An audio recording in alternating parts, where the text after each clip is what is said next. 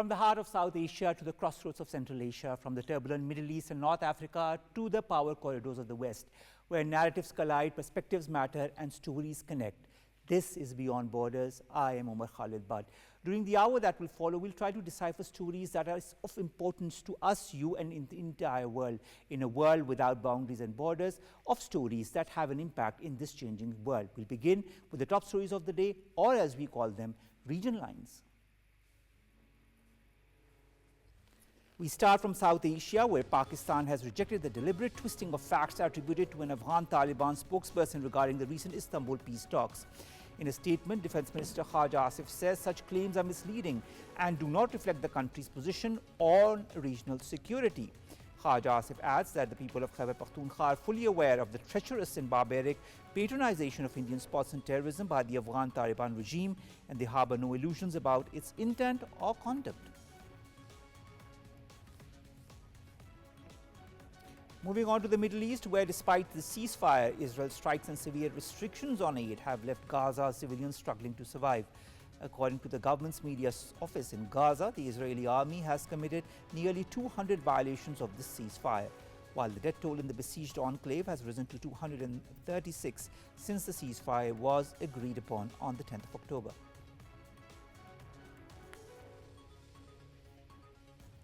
Also, the Al-Qaeda-linked militant group is gradually converging on Mali's capital, Bamako, with increasing attacks in recent weeks. The armed group have blocked key routes used by fuel tankers, disrupting supply lines to the capital, Bamako, and other regions across Mali. Finally, US President Donald Trump plays down the possibility of a war with Venezuela, but suggests Nicolas Maduro's days in the country's president are numbered.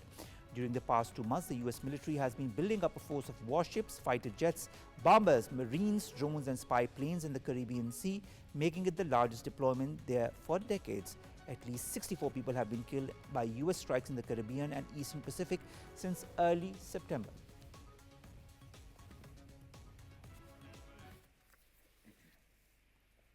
We'll begin our show with, of course, the issue that is the Istanbul talks and what has been emerging as far as the statement by Zabiullah Mujahid, the spokesperson for the Afghan Taliban government, is concerned.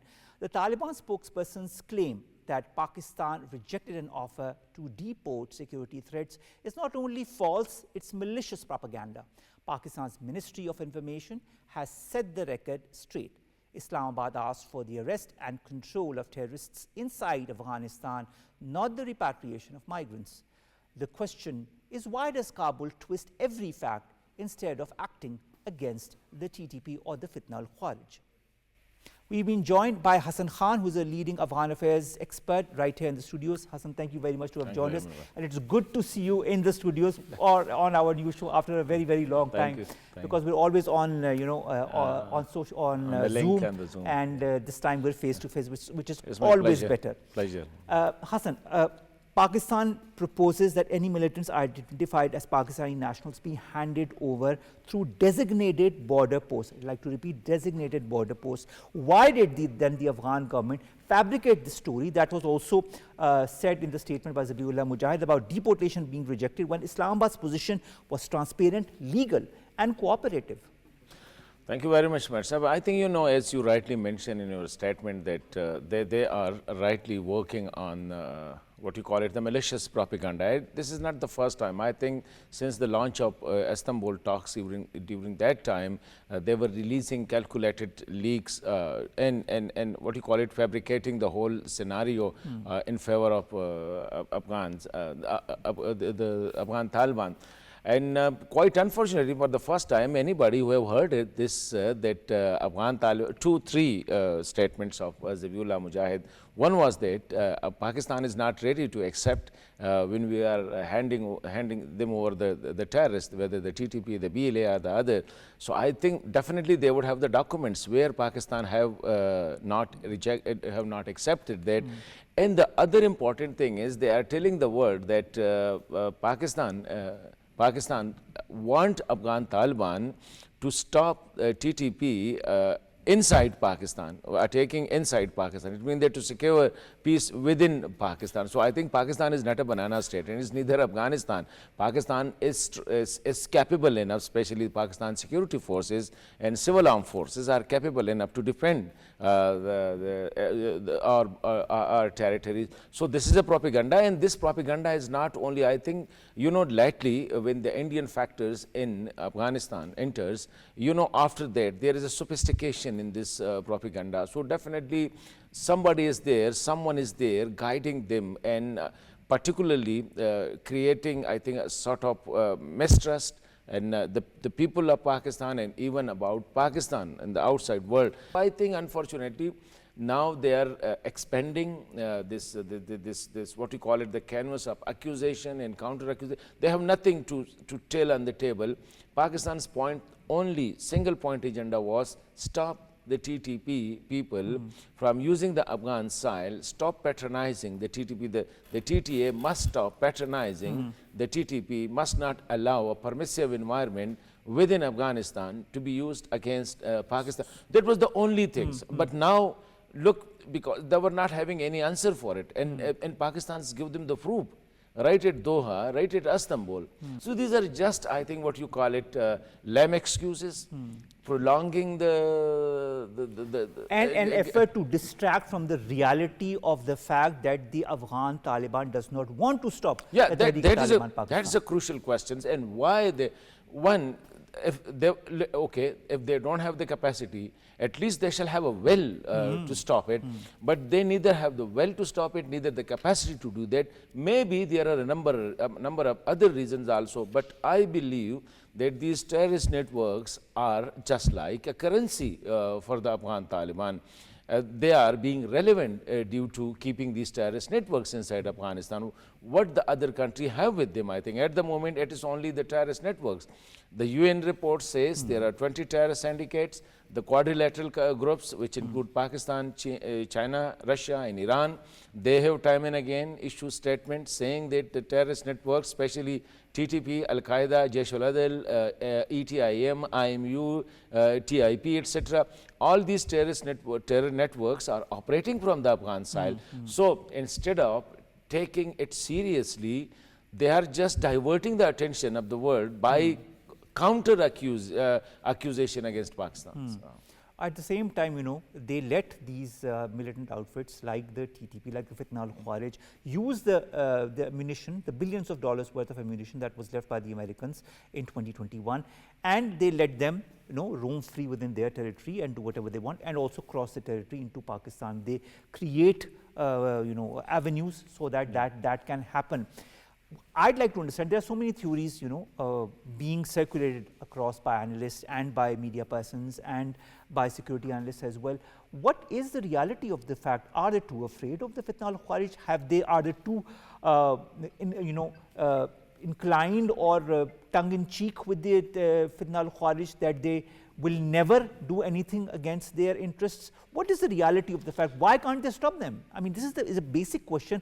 What Pakistan is also asking, why is this not happening? Look, I think first, as I said, for Afghan Taliban, these networks are a currency. They are exploiting the regional, like you have Jaish-ul-Adl against Iran, you have the TTP, the BLA, Majid Brigade against Pakistan, you have IMU against Uzbekistan, you have TIP against Turkmenistan, and you have TTT, Tehrik-e-Taliban Tajikistan against the Tajikistan, you have ETIM against Russia, you have AQIS against the other subcontinental countries, and you have Al-Qaeda against the West and the US, etc. So all these terror syndicates which are, and Iran has recently shown its concern, saying that the terrorists, the extremists who are now fleeing the Middle East, they are being given a space. The Afghan Taliban are just like inviting them as a guest. So it's not only that, yes, they have internal problems, especially for the TTP. TTP is the biggest of all these networks. It's more around 6,000 to 7,000 fighters that have, and then their families and rest, if included, just go beyond 20,000.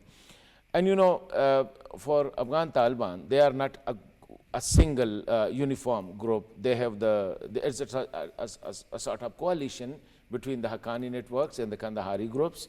And you know, mostly the Haqqani networks, the territory where TTP has a stronghold, these are within the jurisdiction of the Haqqani network. And you definitely know the relation, the tense relation between the Haqqanis and the Kandaharis. And then within Kandaharis, there are three major important groups, and you can say these are the pressure groups, but they are worth, I think, you can't ignore them. So, you know, the problem is that if tomorrow there's internal fighting, so the Haqqani knew it, that the TTP is a ready-made militia for them to be used against any other opponents. So they are not weaning themselves away from the TTP. The same is for the Kandaharis. The Kandaharis also believe that if day after tomorrow, if there is an internal infighting between various groups, so if you deny the TTP today, it is a viable, it is a very strong group. So definitely they will fight against you. So I think this internal differences, one, this as a currency, which I said, two, three, Taliban regime is relevant to the world, to the regional countries for due to these terror network. So there are a number of reasons, and especially to blackmail Pakistan, especially to pressure Pakistan. Why what do they gain out of blackmailing or pressurizing Pakistan, where Pakistan has always been on their side? That is also something I fail to understand. Look, I think that you know, this clash with Pakistan, especially, I think it helped them a lot. One, their legitimacy, the people are now, you know, people like the former Afghan general Khushal Sadat, who fled when Taliban came and they were calling them the terrorists. Yesterday he was having a statement in favor of Afghan Taliban. So there are a number of other the Taliban opponents who, for the sake of what we call it in Urdu, Bogh-e-Mawiyah, for the sake of hate Pakistan, now they are, the way India is doing it. Why India is the only country in the world which have, I think, which find Afghan Taliban as an ally in this region. You know, Pakistan, Sri Lanka, Bhutan, Nepal, China, etc. Nobody is ready to work with India. So only a state which is just like a Faria state, like the Taliban regime, they are ready to work with India. What love lost India has with Afghanistan? The only reason is just to tease Pakistan, just to use the Afghan soil against Pakistan. So these groups, especially the anti-Pakistan groups, are not only make them relevant to the Indians are rushing to Kabul, you know, for what? Just, you know, they want to use the Afghanistan against Pakistan. So that's why I'm saying they are getting relevant. Yes. Afghan Taliban, they are very shrewd people. They are getting relevant due to keeping this terror network on the Afghan side. But at what cost is this relevance? This is what I've also like to understand. Anyways, the DGISPR today, this afternoon, held a press meet, a closed press meet for senior journalists, in which he said that Pakistan's security guarantors are its own forces. It's not Afghanistan, it's Pakistan forces that are the guarantors. He said the conditions set by Afghanistan hold no significance. The important thing is the eradication of terrorism. He also said that the guarantors of Pakistan's security, of course, as I said, are the armed forces, and that Islamabad has never celebrated the arrival of the Taliban. How does these statements and more also reaffirm the resolve of Pakistan to act unilaterally and defensively if cross-border terrorism continues despite repeated warnings to Kabul? Is this also another warning to Kabul to restrain themselves or refrain themselves for continuing what they are doing? Look, but why such statements are coming from Kabul, as the Taliban regime? You know, tomorrow, day after tomorrow is November 6th, and again delegates will select. Yes. There will be the next round of talks. Next round of talks. There will be Turkey, there will be Qatar, maybe other friends, if there is a possibility, because I have heard maybe the other, as the Istanbul talks were, I think it was done under pressure because they were not ready even for the dotted line, the Taliban. So they are now leveling the ground because there will be pressure on them in the Istanbul too. The pressure will be, Pakistan has already presented concrete and undeniable evidence where the Afghan soil is being used by these networks, where the Afghan Talibans are supporting these networks. So now, just to gain time and just to have their own, they come up with a very flimsy things. Like we want to hand over these the activists of TTP to Pakistan. Pakistan refuse to take them. All that is distraction to avoid the real So fact the of the matter. so this All these statement of statements, as DG you said, that, and of course the statement of the DG-ISP is also to clearly tell Kabul what they are doing is completely negating so many things. But you know what Kabul is doing, Hassan, is also negating the 2020 commitments that the Afghan Taliban had made with the US in Doha, you know, that to curb terrorism. What happened to all those commitments? Why, in most of my talk shows and programs and my comments, I say Pakistan has to be careful, whether it is a written agreement, whether it is a verbal agreement with Afghan Taliban. Pakistan shall not, I think, be that much hopeful that once the agreement is there, they will follow it. You rightly mentioned the Doha One with the Americans. Not a single items of the Doha One is there any inclusive government? There is a mention, 2 times, there is a mention of Al-Qaeda. Al-Qaeda will not be given space on the Afghan land. You know, in 2022, Al-Qaeda leader, top leader, Ayman al-Zawahiri was targeted in a very posh locality of Kabul. And the third one, Afghan soil will not be used against the American and their allies. And today, even Pakistan is still a non-NATO ally of the US. You know, that position is still holding, as far I know it.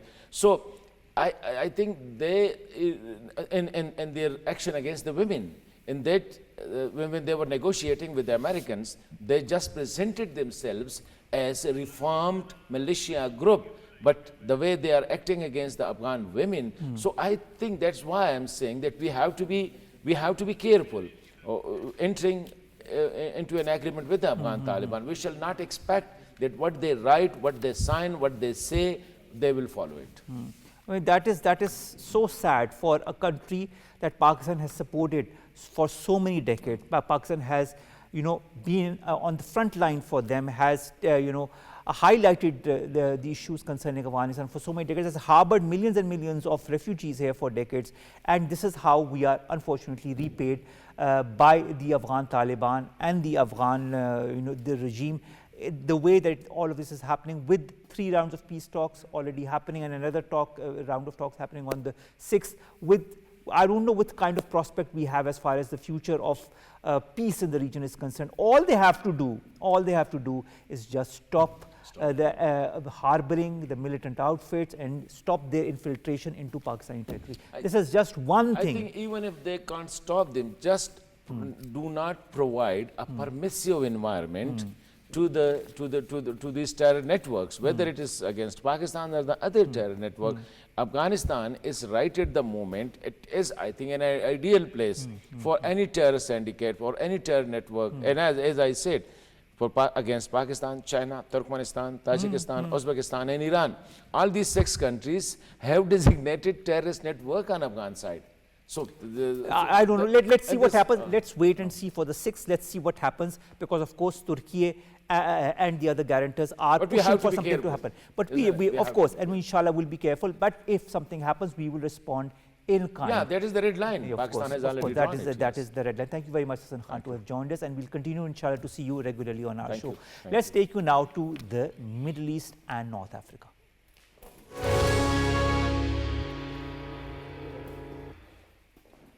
Now, our leading story concerns Gaza and, of course, the ceasefire violations that have been happening in Gaza since this agreement was signed between Israel and Palestine. The fact remains that so many violations, more than 200 violations have happened since, that a lot of people are questioning the legality or the veracity of this document itself. More in the following report.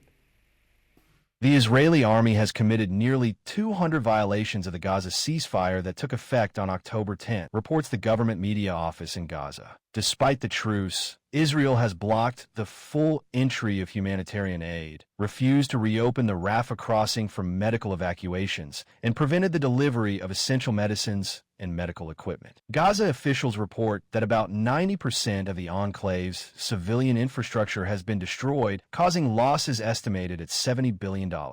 On Sunday, Israeli airstrikes and demolitions killed at least 1 Palestinian in Gaza City and raised the death toll from ceasefire violating attacks to 236, most of them civilians. Hamas has denied carrying out any attacks that could justify Israel's bombings, accusing Tel Aviv of using fabricated claims to continue its aggression, while criticizing Washington for failing to ensure Israel's compliance with the truce. Prime Minister Benjamin Netanyahu defiantly vowed to continue military operations, claiming Israel is systematically eliminating remaining Hamas fighters. Meanwhile, reports from Middle East describe heavy Israeli gunfire, demolitions, and airstrikes across Gaza, including Khan Yunis and Rafah. In the occupied West Bank, Israeli forces detained at least 21 Palestinians, including children. As violence escalates, Muslim nations are uniting in condemnation. At an emergency summit in Istanbul,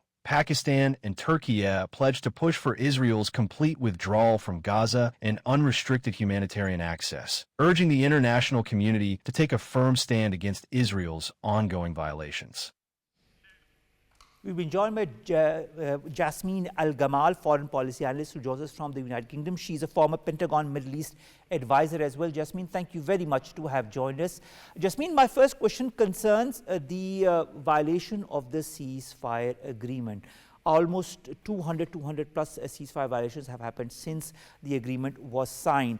How can Israel continue to completely violate an agreement that had as guarantor even its closest ally, the US? Right. Well, thank you so much for having me, and it's a pleasure to be with you. The challenge with the ceasefire agreement, that there was such a concerted effort by all parties, including the guarantors, the United States, Qatar, and Egypt, and Turkey, to get a ceasefire deal signed, that some of the language was a bit vague and allowed for some kind of loopholes that have allowed both parties to engage in these types of violations. So, for example, on the Israeli side, there was always a loophole that would allow Israel to conduct strikes if it felt like it was in danger, or if Hamas was violating the ceasefire, or if it had a reason to suspect any kind of threat. It's the same kind of language that was in the ceasefire agreement language or document between Hezbollah and the Lebanese government and Israel, which is why you've seen ceasefire violations there as well. So, for example, if Israel sees Hamas doing something that it can say, well, we feel under threat by this movement, then it can go in and conduct a strike. And that's what we've been seeing happen over the last several weeks. Jasmine, what I'd like to understand is, given the number of ceasefire violations that have happened, does this agreement hold any credibility at the moment, or is it just a one-side truce that is being observed by the Palestinian side? That's such a good question. I mean, the important point to understand here is that President Trump has really staked a lot of his own credibility on this agreement turning into a full-fledged peace plan that eventually includes normalization with other Arab and Muslim countries with Israel. He made a really big show of bringing the two parties together. He traveled to Egypt, to Sharm el-Sheikh, to sign the agreement himself with Egyptian President Abdel Fattah el-Sisi. So he really doesn't want this to fail. So even though we have seen this really large number of ceasefire violations almost daily, you will see the language from the Americans and the other countries that have guaranteed this agreement that says, no, this is still going. We're still making an effort to move forward. We're still going to talk about reconstruction in Gaza, and we will not allow the parties to completely walk out of this agreement. You're really seeing a lot of different countries trying desperately to hold this together so that they don't go back into full-fledged conflict. You know, when you talk of this agreement, when you say that there are a lot of wordings that are not really clear and not really applied upon as per the Israeli side is concerned, another thing that is not being adhered to is the inclusion of all the, all the medicine, the food, the water that needed to come, and the trucks that needed to come, the aid that needed to enter the Palestinian territory. That is not entering as per the agreement. Can Israel be held accountable, at least on the humanitarian front? Well, again, a good question. I mean, accountability is such an important word here. And one of the biggest shortcomings of the international community's response over these last 2 years has been a failure to hold Israel accountable for the human rights violations that it has conducted in Gaza, including not allowing the adequate amount of humanitarian aid, things like medicine, water, fuel, electricity, all the things that are needed to sustain life inside of Gaza. And Israel has never quite been held accountable for that. In fact, there was a moment earlier this summer when the European Union was about to suspend trade with Israel, or at least consider suspending trade to Israel with Israel. And then when Prime Minister Netanyahu promised to send more assistance in, the Europeans took him at his word, even though that never actually ended up happening. So that is a really important point to bring up. Unfortunately, we have not seen that level of accountability being enforced by the international community. And so that has led to Israel continuing to violate terms around humanitarian aid into Gaza. All right, you talked about the international community and the world not exerting enough pressure. I'd like to bring to your attention this meeting that is happening in Turkey as we speak, which is bringing together Pakistan, Egypt, Qatar, basically the main crux of the countries that had overseen this 20-point plan with Donald Trump as well, that Donald Trump had also taken into confidence. Can they come up with some kind of a framework in your point of view? That's right. And it's important to note that all of these countries that are meeting in Turkey have also met with Donald Trump in New York on the sidelines of the UN General Assembly last September. And they were instrumental, really, in getting this ceasefire deal and this peace plan agreement signed. So they really have a lot of stake and a lot of influence in the way things go. But what they have been saying publicly is that they feel hampered by the Israeli side that keeps putting up roadblocks when it comes to things like reconstruction, like who is allowed to participate in a potential peacekeeping force or a security force, and the fact also that there's still no mandate by the United Nations that would allow such a peacekeeping force to operate. So a lot of these Arab and Muslim countries, they don't want to send their forces into Gaza and then have to enforce a peace agreement where they might find themselves stuck in a crossfire, whether between Palestinian factions and parties themselves or between Israeli and Palestinian forces and Hamas. And so what these countries are saying is, we don't have the necessary cover that we need in order to move forward, but we will continue to plan and present our plans and hope that the United States is able to exert some influence over Israel to allow this to happen. And of course, we have to mention that this is not one-sided. Hamas also has obligations when it comes to this ceasefire agreement. It has delayed sending some bodies back, although it says that the Israelis always knew that it wouldn't be able to send them back in the allotted time. There were accusations that it had sent back the remains of an Israeli soldier that they had already repatriated. So there is a necessary application of pressure on both sides of this conflict that also have to be enforced.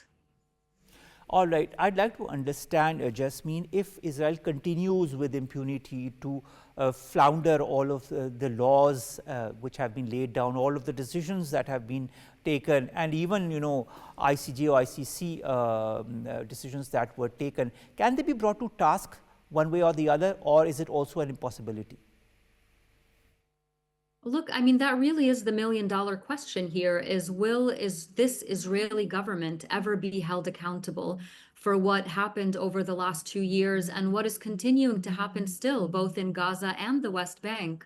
We've seen really horrific settler violence that is empowered and supported by the state and by the Netanyahu government, and neither of those incidents, sets of incidents, whether in Gaza or in the West Bank, are being taken very seriously by Israel's allies, including and especially the United States. So when it comes to holding Israel accountable, I think unfortunately the only country that could lead that charge is the United States government, and that doesn't really seem very likely at the moment. All right, you talk of the US, let's talk about the recent interview that Donald Trump gave to CBS's 60 Minutes, in which he says that the ceasefire that he helped broker is not fragile. If the US president is saying it's not fragile, then why do we see so many cracks happening? Well, of course it is fragile. As I said before, the president has staked a lot of his own reputation on making this ceasefire and presenting the ceasefire as a success and continuing to talk about next steps, even though the foundational elements of the ceasefire have not been implemented correctly and faithfully. So he's now talking about, for example, normalization between Israel and Saudi Arabia, even though the Saudis have continued to say again and again, we will not normalize until there is a serious move towards a Palestinian state.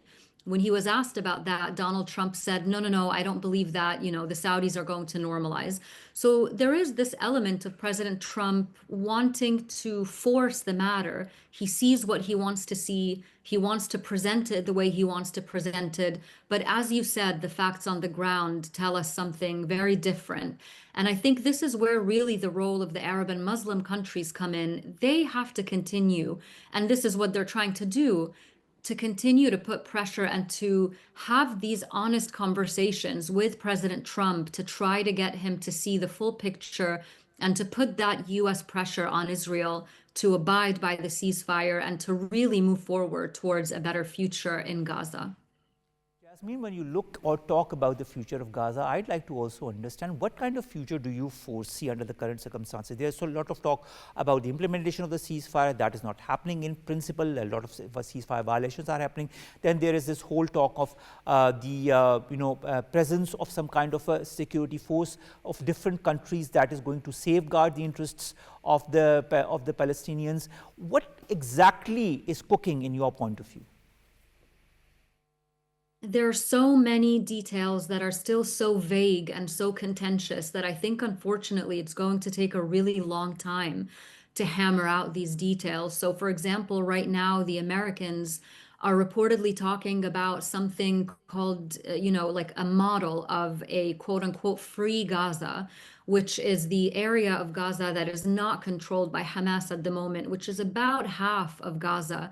That is on one side of the so-called yellow line that the Israelis have placed physically in Gaza to separate between the area that is controlled by Hamas and the area that is not controlled by Hamas.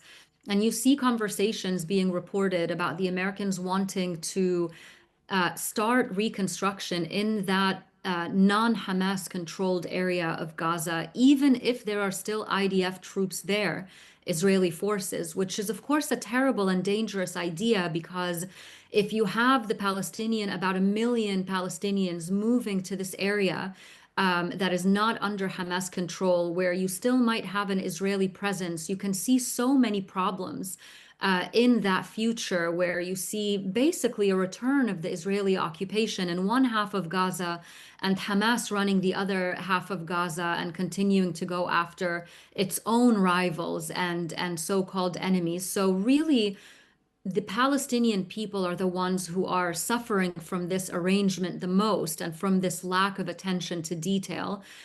They have so much to rebuild, not just in terms of physical reconstruction, but the trauma and the loss that they have suffered over these last 2 years. And they don't even have the space to process and heal from those wounds yet. And so unfortunately, I see a very long and difficult road ahead.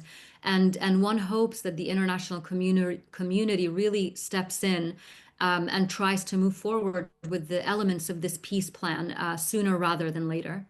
Let's hope for sooner rather than later, and let's hope for peace eventually being implemented in the Middle East, in Gaza. That is extremely important. The Palestinians have suffered for far too long, and there's been far too much of brutality in this region since the last 2 years. Thank you very much, Jasmine El-Gamal, foreign policy analyst, joining us from the United Kingdom, and to have discussed the issue of Palestine and the future of this peace plan. Let's now take you to Mali, where another issue is brewing, and that is that of the Al-Qaeda, which is expanding its grip as far as that country is concerned. Al-Qaeda-linked militants in Mali are edging closer and closer to Bamako. Now, this is proving to be an extreme issue for the country, for the people there, because of the terrorist element, and there are a lot of similarities between that, and of course there are people are linking that to the presence of Al-Qaeda in Afghanistan as well. Mali's crisis, in fact, exposes the failure of both Western counter-terrorism and Russian intervention in Africa's Sahel. In fact, Al-Qaeda is poised, as per the reports, to claim its first national capital. The world faces a potential strategic and symbolic victory for global jihadism, one that could redraw African security map and ignite new waves of extremism from the Sahara to the Atlantic. Now, to discuss more on that, we've been joined by our guest from Kenya. He's none other than Julius Mbaluto. He's a journalist and a political analyst. Julius, thank you very much to have joined us. My first question concerns Bamako. If Bamako, I hope doesn't happen, were to fall, marking the first ever capital city under direct Al-Qaeda control, how is that going to shape the global counter-terrorism landscape, particularly for Africa? Well, we see the operations of JNIM linked to Al-Qaeda in Sahel region is also predominantly operating in Mali as we speak.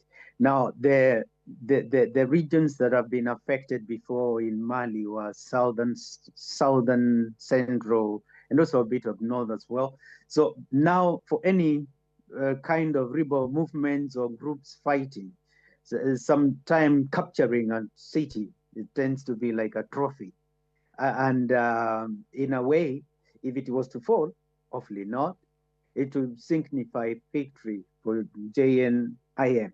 Now, in terms of how that translates to the rest of Africa, it's not good news, because that particular conflict is not new. You know, we have had Sahel region covering different countries from Guinea, and also Burkina Faso and others. And recently we saw them being saved by military Judas coming into power. So if it was to fall, then it would really mean that the region is more unstable and is going to be more accessible to further the actions of groups like JNIM. All right, Julius, I'd like to also understand, with Al-Qaeda's Mali branch that is openly seeking to emulate the Taliban's takeover of Kabul, are we witnessing a repeat of the Afghan pattern where insurgents outlast foreign forces and the regime implodes from within, or is there something else that is brewing? We see you cannot quickly blame the military junta in Mali. Actually, their actions were motivated by the fact that the former regimes were unable to contain the works of JNIM and other related groups as well. So it was a continuation of conflict that was going on for a very long time, involving also international actors from your French troops being on the ground in Sahel region, to also American troops and all that. And we also saw Mali go through a couple of times through coup d'etats before this particular one. And if you remember, in one particular time, the people who were, behind the coup were trained in the US. So there's a lot happening. There's international actors playing big roles there. And when you saw, this military junta and a few others in different countries like Guinea, Senegal, and Burkina Faso, it was like, we have seen that they have not been able to contain the problem of this particular kind of groups operational in the Sahel, and they took, their countries back in their own hands. It's not easy to take control, given that background. It's kind of work in progress, and also, definitely challenging. So when you look into where we go with this. Yeah, it's gaining. It's been said that they are gaining ground. JNIM in Mali, but also you also see the international actors. Their dismissive ways of looking at it, and they're like they don't want to work with President Traore because they see him as anti-West. They see him as an Pan-Africanist who wants to see Africa rising, taking full control of its own resources and taking control of their destiny, on their own hands. So international actors don't work that way. International actors, they are aiming at the resources. And actually, sometimes, can I also argue that sometimes their business thrives under instability. And as long as there will be gold somewhere in an African country or other uranium or whatever else or other resources, it's not easy to say terrorism may go away easily. Problem is international actors interested in African resources, but also the same way you have all these rebel groups coming to purport to be the ones saving their own people from elites in those countries. And also their own game plan is to exploit the same resources. So this battle is not just a battle of religion, it's not even a battle of ideology proper. It's all about resources in a major big scale. Resources, I think that's the point that I'm going to take from this conversation, Julius. It's all about resources, and it's all about who gets what at the end of the day. But nevertheless, these jihadis are expanding towards the Gulf of Guinea, and they are including Burkina Faso, Niger, and Ghana. And I hope that the African Union and the others will take the necessary action before it's way too late for the Malians. Thank you very much, Julius and Mbaluto, to have joined us all the way from Kenya to discuss this very, very important issue. Now, let's take you to the West.